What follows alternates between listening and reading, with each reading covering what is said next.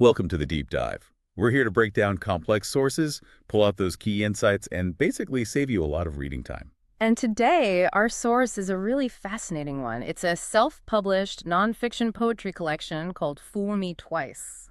Or Mengjing in the original Chinese, which translates to waking from a dream. I like that. Yeah, it really sets the stage. So our mission here is to give you a shortcut, essentially, into a very personal story. We're talking emotional reckoning, big life changes, reinvention. And some pretty sharp social critique woven in there, too. Definitely. And what's quite modern, I suppose, is how it came together. The author, Douglas Bailey, is upfront about using AI for some commentary and design aspects. Right, but he stresses it's about amplifying his voice, not, replacing the human element. Exactly. It's a tool supporting a very human, very raw expression, which brings us to his core philosophy. Yeah, he doesn't pull any punches there. He basically says truth only appears when we strip away all the layers: ideology, religion, politics, emotion. And what's left is the naked embarrassment of the truth, as he puts it. It's confrontational, and he targets willful ignorance, calls it the real cancer to humanity.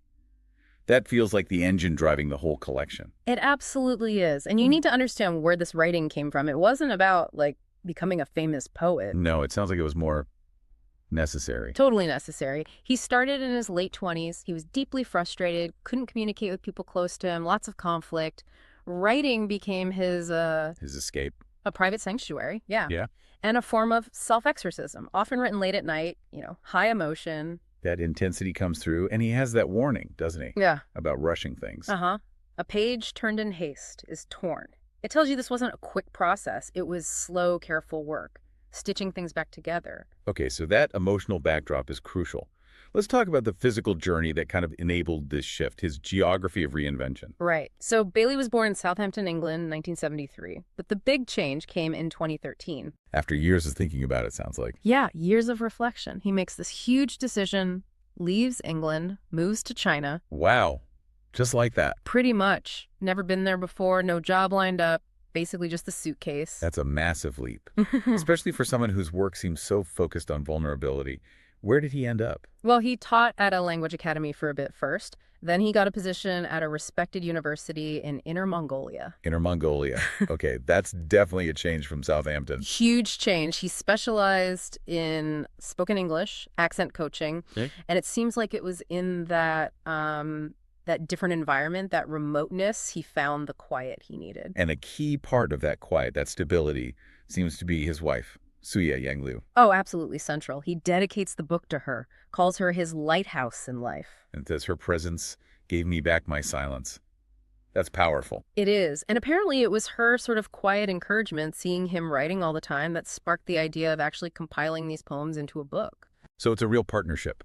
And that extends to how the book is presented too, right, with the cross-cultural aspect. Yeah, definitely. He includes commentaries after the poems specifically for his Chinese and Mongolian friends, trying to bridge any cultural gaps in understanding. And the preface is in 3 languages. English, Chinese, and Mongolian. It shows a real commitment to making these very personal insights accessible, part of a wider conversation.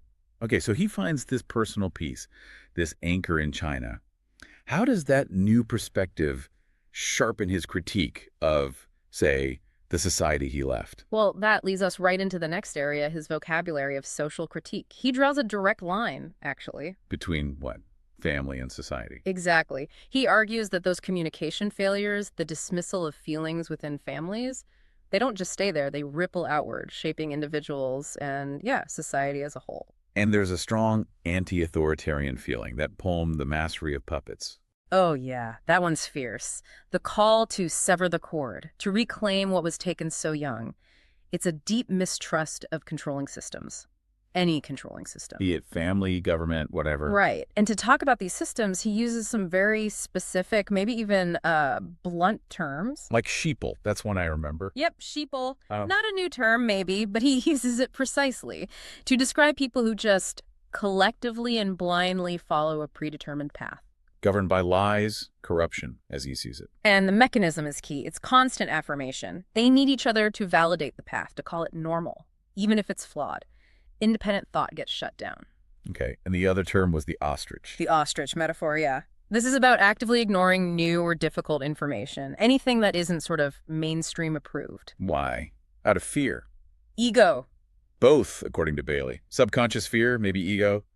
Avoiding the discomfort of realizing you might have been wrong. But isn't there a risk here? Using labels like sheeple, ostrich, doesn't that just create more division, kind of undermine the goal of understanding he talks about elsewhere? That's a really fair point. Yeah. I think for Bailey, it's less about diplomacy and more about shock value, accountability. Okay, trying to jolt people into recognition. Sort of. With the ostrich, he points out that seeking comfort in the herd makes the exposure of one's past ignorance feel less personally damaging. It's a psychological defense he's trying to expose, not just insult. Right, I see. It's framed as an observation, albeit a harsh one. Yeah. And probably his most vivid image for this is the boiling frog. Yes. From Amphibious Minds.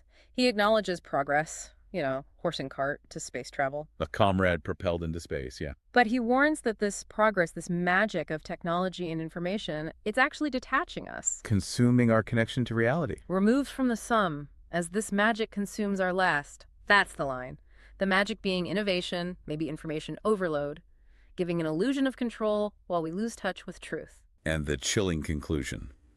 As frogs, we are brought to the boil. Collective indifference leading to self-destruction. Pretty bleak warning. Yeah.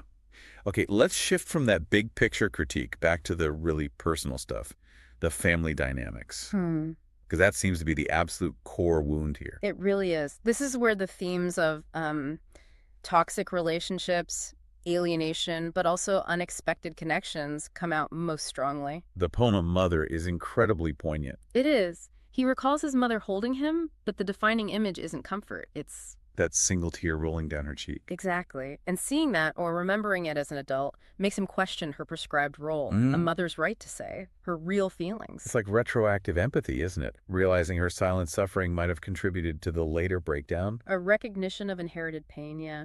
And if that poem is about inherited silence, his very first poem, Made of China, tackles betrayal head-on. With the vase metaphor. Right. The vase of love shatters, gets put back together, but... Cracks of pain from now remain. They're permanent reminders. Yeah, the love might be rebuilt, but the evidence of the betrayal, the break, it's always visible. Part of the object now. A badge of having been broken, as you said. And this whole inventory of pain and scars kind of culminates in the final poem, the one the book is named after, Fool Me Twice. He gets very specific about his children there. It feels incredibly raw. Almost painfully honest. He talks about his eldest son, Joshua. Describes him in the dedication as a huge pain in the ass, which is quite something. Yeah. But then in the poem itself, he's a friend and loyal son. There's pride there, clearly, even if the relationship sounds complex. Definitely complex. But the real pain seems centered on his daughter, Molly. Yeah, the description is heartbreaking. Lost to stubborn tears. A daughter now with poisoned ears. He's mourning that relationship, believes outside influences turned her against him, but the underlying love is still palpable, even in the grief. And then the other two sons, Oscar and Oliver. Distant and dear, he calls them. Kept apart by the evil sort. It's just this catalog of absence, conflict, unresolved longing. You feel the weight of it. Decades of it. But the key thing, maybe, is that he doesn't hide it. He puts it down on the page. Exactly. He records the mess. And that honesty is what allows the shift, I think, into the final part. Finding some kind of peace in all this reckoning. So how does that work? How do you get from that level of pain and loss to, well, wisdom? I think the turning point is how he reframes the scars, remember. They're not signs of defeat. Right. They tell of battles won within, badges of victory, not victimhood. Precisely. He survived it, learned from it, gained internal strength. And that leads to that core statement. Fool me once and further twice, I've paid the cost. Name the price. Yeah. It's like final acceptance. He knows the cost, he's paid it, and he's drawing a line. Yeah. Taking back control of his own story. No more manipulation. Owning the narrative. Exactly. And that sense of having reckoned with it all allows for this surprising calm, even about mortality, in the farewell section. Where he says, death smiles upon us all. Yet I greet it not with fear or regret, but with quiet relief knowing I did my best. That's quite a place to get to, that quiet confidence. It is, and it seems possible only because he followed his own advice, the ultimate advice, maybe. Make peace with your own conscience. Because if you've done that, if you're clear with yourself what others think or say, It just matters less. It loses its power. So Bailey ends up being this kind of reluctant guide, emphasizing internal alignment, self-awareness, Urging people to be realistic, logical, independent. and humbly aware of one's own limits. The whole book feels like his attempt to leave something truthful, something useful, forged from all that difficulty. So wrapping this up, this deep dive really highlights that profound wisdom doesn't always come from avoiding pain or collapse. Sometimes it comes from facing it. Choosing reflection over revenge, turning that chaos into some kind of clarity. And the poems show that real internal strength, that line, in silence, strength and hope are found.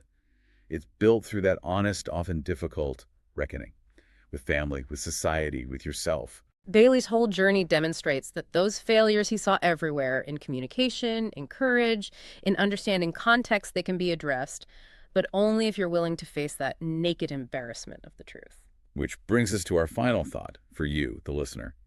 It's drawn straight from Bailey's conclusion. He writes, "When experience, wisdom, and courage finally walk the same path, only then does one begin to understand who they are, where they are, and why."